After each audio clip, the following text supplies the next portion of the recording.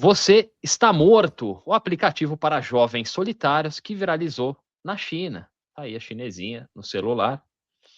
Um novo aplicativo de telefone celular com aparência sombria tomou a China de surpresa. Seu nome? Você está morto?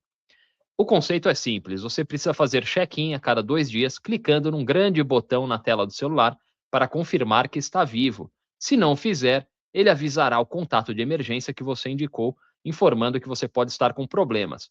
O aplicativo foi lançado sem muito alarde em maio do ano passado, mas a atenção em torno dele explodiu nas últimas semanas. Muitos jovens chineses que moram sozinhos nas cidades do país baixaram e instalaram o aplicativo em massa. Com isso, Você Está Morto passou a ser o aplicativo pago mais baixado na China. Institutos de pesquisa indicam que, em 2030, poderá haver até 200 milhões de pessoas morando sozinhas no país asiático, segundo o portal estatal chinês Global Times. É a essas pessoas que se destina o aplicativo, que se descreve como uma companhia segura, seja você um profissional solo, um estudante que mora longe de casa, ou qualquer pessoa que decida ter um estilo de vida solitário. As pessoas que moram sozinhas em qualquer estágio da vida precisam de algo desse tipo, como os introvertidos, os que sofrem de depressão, os desempregados e outros em situação vulnerável, declarou um usuário nas redes sociais chinesas. Existe o temor de que as pessoas que moram sozinhas possam morrer sem que alguém perceba, sem ter ninguém para quem pedir ajuda, disse outra pessoa. Às vezes, imagino se eu morresse sozinho, quem viria recolher meu corpo? Tá aí, o aplicativo é basicamente isso, um botão verde que você aperta aí, dia sim, dia não. Wilson Hall tem 38 anos, ele mora a cerca de 100 quilômetros da sua família e conta que foi exatamente por esse motivo que instalou o aplicativo. Hall trabalha na capital chinesa, Pequim. Ele volta para casa 2 vezes por semana para ver sua esposa e seu filho, mas conta que precisa ficar longe deles no momento para trabalhar num projeto. Na maior parte das vezes, ele dorme no emprego. Minha preocupação era que, se algo acontecesse comigo, eu poderia morrer sozinho no lugar que aluguei e ninguém ficaria sabendo, segundo ele. É por isso que baixei o aplicativo e defini minha mãe com o meu contato de emergência. Ele também destaca que baixou Você Está Morto logo depois do seu lançamento, temendo que ele fosse proibido devido às suas conotações negativas. Algumas pessoas rapidamente criticaram o nome nada agradável do aplicativo. Eles dizem que se inscrever nele poderia trazer má sorte. Outros pediram que o nome fosse substituído por algo mais positivo, como Você Está Bem ou Como Você Está. O nome atual é um trocadilho baseado em Você Está com Fome, um conhecido aplicativo chinês de delivery de refeições. Em mandarim, Você Está Morto tem som parecido com Elemá, Você Está com Fome, Silemai Elemá. Na verdade, o sucesso do aplicativo pode se dever em parte a esse nome chamativo, mas a empresa responsável por ele, a Moonscape Technologies, declarou que está considerando as críticas sobre o nome atual, examinando uma possível mudança de denominação. Tá aí os avisos, né, que o aplicativo manda, se a pessoa não fizer o check-in. O aplicativo recebe internacionalmente o nome Demumu. Entre os utilitários pagos, ele é o segundo mais baixado nos Estados Unidos, Singapura e Hong Kong, e está em quarto lugar na Austrália e na Espanha. Possivelmente, essas posições são impulsionadas por os usuários chineses que moram no exterior. Lançado inicialmente como aplicativo grátis, ele migrou para a categoria paga, mas a um preço baixo, 8 yuans, cerca aí de R$ 6,20. Pouco se sabe sobre os criadores do aplicativo. Eles afirmam serem 3 pessoas nascidas depois de 95 que construíram Você Está Morto com uma pequena equipe na cidade de Zhengzhou, na província de Henan, região central da China. Mas agora, o valor do aplicativo certamente aumentou. Um desses homens se identifica com o nome de Sir Guo. Ele declarou à imprensa chinesa que pretende levantar dinheiro vendendo 10% da empresa por 1 milhão de yuans, US$ 140 mil, cerca de R$ 752 mil. O valor é muito maior que os 1.000 yuans que eles dizem ter custado a criação do aplicativo, R$ 752. Os criadores também procuram aumentar seu público-alvo. Eles contam que estão explorando a ideia de um novo produto projetado especialmente para idosos. Na China, 20% da população tem mais de 60 anos de idade. E uma indicação de que eles estão falando sério sobre essa nova opção. Uma postagem no último fim de semana declarou que eles gostariam de convocar mais pessoas a prestar atenção aos idosos que moram em casa, oferecer a eles mais atenção e compreensão. Eles têm sonhos, lutam para viver, merecem ser observados, respeitados e protegidos. A empresa não respondeu ao pedido de informações da BBC até a publicação dessa reportagem. Tá aí a matéria falando sobre esse aplicativo, né? Eu acho que realmente esse final da matéria aí vai na linha do que eu penso. Acho que é um aplicativo muito mais útil para idosos, né, de verdade. Acho até meio preocupante o interesse dos jovens chineses, né? Fala um pouco sobre essa epidemia, eles já chamam de epidemia, né? Não só no Ocidente, mas na Ásia também, da solidão, né? De pessoas, a gente fala muito aqui no canal, muito mesmo, sobre a solidão masculina e a feminina também, né? Essa divisão de gêneros, mas ela se estende para todo mundo, né? A verdade é que as pessoas são cada vez mais isoladas. Se você tem a sua familhinha, se você tem um companheiro, uma companheira, né? Se você tem filhos, aí você tem aquela sua família, mesmo essas famílias, aquela grande família que todo mundo se reunia, isso é uma coisa que acontece cada vez mais raramente, né? As pessoas estão mesmo isoladas e agora esse aplicativo eu acho que me parece ter muito mais utilidade para idosos. Aqui nos Estados Unidos também, né? A gente vê muitos idosos, cara, 80, 90 anos, assim, morando sozinho, dirigindo, muitos idosos dirigindo aqui nos Estados Unidos, dirigindo até o país, né?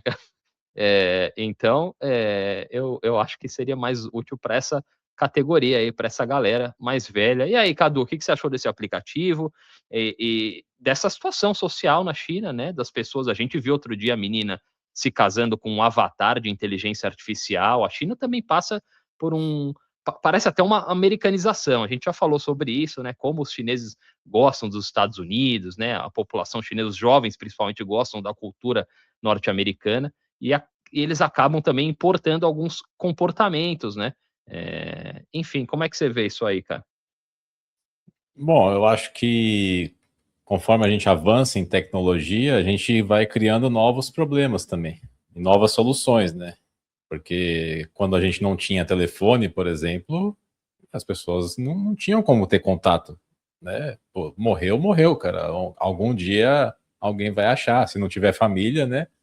Algum vizinho vai acabar sentindo o cheiro ruim, cara. Vai avisar que você morreu. Agora, com a tecnologia, a gente tem possibilidades aí de evitar algumas coisas. Por exemplo, né, que alguém esteja sozinho e, pô, sei lá, tem algum mal súbito, alguma coisa, precise de ajuda e não tenha como chamar ninguém, né? E se a gente consegue fazer isso via aplicativo, eu acho interessante, cara. Eu gostei dessa ideia, pelo menos, né? De você ter como avisar alguma autoridade, para que alguém venha checar se você está ali, né?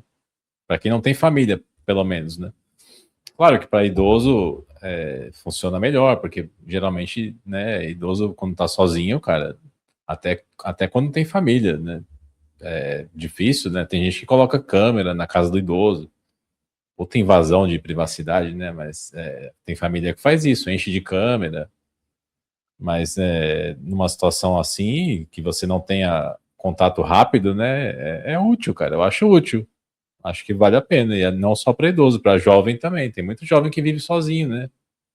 Realmente é uma questão social, né? Principalmente da China, que eles, porra, a cultura deles é de muito trabalho e muito estudo, né? Então, o que sobra de tempo para interação social, cara? Quase nada. Então, a pessoa, mesmo jovem, né, vai estar lá, porra, o dia inteiro estudando, né? Ou trabalhando, e às vezes não vai ter tempo, não vai ter vigor físico para interagir, nem na internet, cara. Vai chegar em casa e vai querer dormir, né? E se tem um aplicativo que te lembra, né, que você está vivo, né, para você não se dar uma prova de vida ali, eu acho legal, cara. Eu acho que vale a pena, né? Não sei se eu instalaria, porque tem muita gente próxima a mim que sentiria a minha falta, eu acho, né, se eu tivesse algum sumiço aí.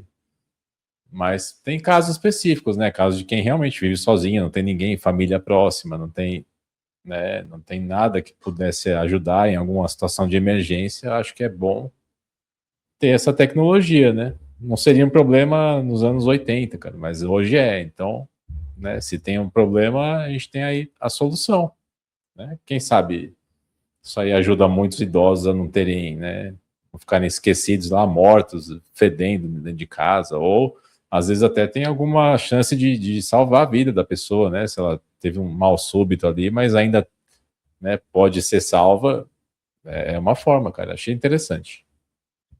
Professor, uma informação nessa matéria aí sobre essa estatística aí, essa previsão, né, de que até 2030 vão ser 200 milhões de pessoas morando sozinhas na China, né? O que é bastante gente, fora os 300 milhões que moram na rua, né? Que a gente já trouxe esse dado aí que o Cadu adora. Você sabe que eu tava vendo, assistindo um podcast, eu até achei a matéria, uma entrevista do Danny Jones, que é um tipo de Joe Rogan genérico aí, mas vou colocar na tela aqui. Essa chinesa, né, ela falou sobre como a China mente sobre a própria população, né? É bem curioso aqui. As estatísticas oficiais apontam para 1,4 bilhão de pessoas, mas o dissidente chinês, Lei, essa mulher, né, a dissidente, argumenta que o número real pode ser muito menor. Como a China conta, tem a entrevista aqui um trecho, como a China conta a sua população. Uma conversa com Danny Jones, a dissidente chinês Lei aprofunda-se nos mecanismos, na credibilidade dos números populacionais da China. Diferentemente da maioria dos países que utilizam certidões de nascimento, a China rastreia as pessoas por meio de vacinações e matrículas escolares. Lei destaca que esse sistema é facilmente manipulado, autoridades locais inflacionam os números de matrículas escolares para obter mais verbas do governo central.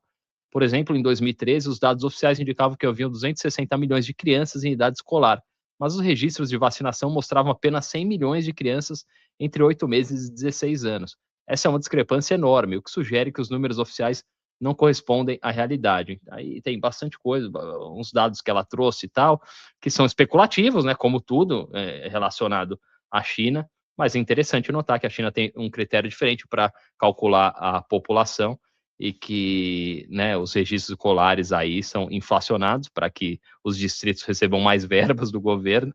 Não tem jeito, né? É em todo lugar, velho. Não tem, pode a China tem um puta controle, não tem jeito. E aí tem essa discrepância aí com os registros de vacinação. Enfim, e aí, professor, o que você acha desse aplicativo, né, a população chinesa? E muita gente fala até sobre a população mundial, que não seria tão numerosa quanto se especulou, 7, 8 bilhões de pessoas. E aí, mestre? Bom, a respeito do aplicativo em si, eu acho, diferentemente do Caduco, eu acho que é uma bosta, não serve para nada, sabe? Não serve para literalmente nada. Porque é o seguinte, é uma sociedade materialista, os chineses, em tese, né? Lá, a religião organizada tem pouquíssima popularidade. Não vou nem falar que é porque é proibido, não é proibido. Proibido não é, mas a gente sabe que tem dificuldade de penetração, mas não é popular. Né? Só que as religiões, digamos, folclóricas, né? As religiões populares lá, né? Próprias, né? Da China, que não são organizadas, são mais um conjunto de crenças, né? Etc. Às vezes também muita superstição, continua ativo. Né? Eu acho que assim, entre as pessoas que eu conheci asiáticas, os chineses eram mais supersticiosos. Eles tinham, assim, milhões de regras, sabe? Porque o número 4 não pode, porque ele lembra o som do kanji de morte, não sei o que lá, sabe? Então, tem um monte de regra desse tipo, e eles são obcecados com o espírito, né? Tanto é que tem uma questão bizarra no mercado de imóveis, né, entre os chineses e países com muitos chineses, né, que compram imóveis, que é que se uma pessoa morreu em um imóvel, meu amigo, o preço vai lá embaixo, porque eles ficam muito tensos, que tem a questão do espiritual, né? E eles gostam de imóveis novos, né, porque ninguém nunca nem viveu lá, quanto mais morrer. E eles têm esse rolê aí do energético, né, de espiritual. Mas o governo em si, teoricamente não, né? Teoricamente não, mas a gente vê esse desencontro absurdo, né? Se por um lado, do ponto de vista do governo, é tudo muito burocrático e muito ligado, né, a uma espécie de biopoder, né, de biopolítica, de preocupação de número de vacinados e não sei o que lá, e é assim que eles medem, inclusive, né? Do lado do povo é algo completamente diferente, porque se eles fossem materialistas como o governo deles, eles não estariam tão preocupados com o que a matéria deles passaria depois dessa, né, da viagem derradeira, né? Eu acho que, assim, é óbvio que eles estão preocupados com alguma coisa no além. E eu acho que eu mesmo, que não sou uma pessoa de muita fé, eu acredito que, né, a morte é uma passagem, né, pro material, né, pro objeto, né? A gente passa a ser um objeto imediatamente. E então não tem nenhuma diferença se eu ficar morto por 10 dias, ou morto lá por 2 horas, ou morto por 15 anos, foda-se, sabe? Esse é um ponto de vista materialista tradicional, né? O que eu acho interessante é esse desencontro, né, dessas superstições todas, esses códigos que os chineses têm com relação ao mundo espiritual, que não tem nenhum tipo de reflexo que seja visível na instituição, né? A instituição em si não está nem aí para essas coisas materiais. Então, assim, eu acredito que, de verdade, né, não vai salvar ninguém esse negócio, porque um mal súbito não é algo que vá, né, eu fiquei mal súbito, quase morrendo por 3 dias, disse ninguém nunca, isso não existe, né? Se você tem um mal súbito, você tem algum tipo de bloqueio de circulação, por exemplo, é um problema que em algumas horas você desencarna, né? Você vai para os braços do pai, né? Não, mas então, não é só assim, isso, pô. O cara pode cair, quebrar uma perna e ficar lá quebrado, cara, sem conseguir levantar. Não é só morrer. Calma, se né? o cara quebrou a perna, ele nunca mais vai conseguir alcançar o celular? Não, ele pode não conseguir se mexer, cara. Se for uma queda de um idoso cai e se quebra todo, cara. Ele pode conseguir não conseguir se mexer e ficar lá deitado, cara. É uma chance absolutamente minúscula dele não conseguir se movimentar até o celular. Cara, isso acontece. Ainda mais você nunca viu história assim de idoso que ficou caído no chão lá porque não conseguia levantar e era sozinho? Isso acontece muito, cara. Tá bom, pode ser. Mas, por exemplo, os estudantes tá dizendo aí que é uma das demografias mais populares para esse aplicativo, né? E quando você tem um problema de virou notícia no mundo inteiro. Hoje todo mundo estava falando sobre esse aplicativo aqui nos jornais americanos, e essa matéria da BBC inglesa virou notícia porque é o aplicativo mais baixado, principalmente pelos jovens. Acho que o que chamou a atenção foi isso, né? Se fosse um aplicativo que para mim faz muito mais sentido para idosos, mas ele se popularizou entre os jovens nas últimas semanas. E é por isso mas que virou... jovem gosta de bizarrice também, né? Você vai também baixar pra lá, porra, que bizarro, vou baixar essa merda aqui também. Chinês, então, gosta muito de bizarrice. Não sei se você já viu.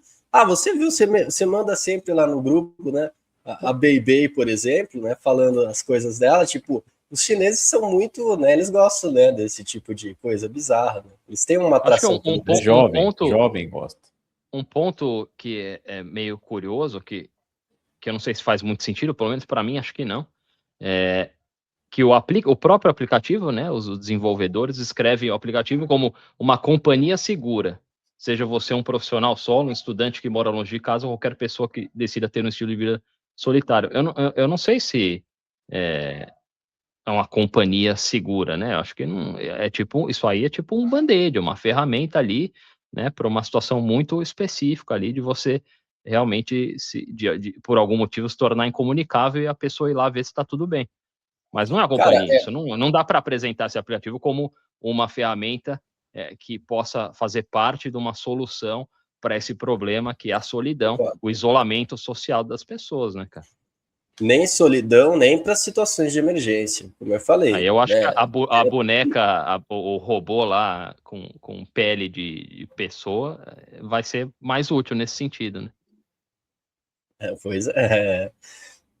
Mas, assim, realmente acho muito difícil uma emergência ser solucionada por esse aplicativo. Muito difícil. Seria melhor ter algum outro tipo de coisa que, né?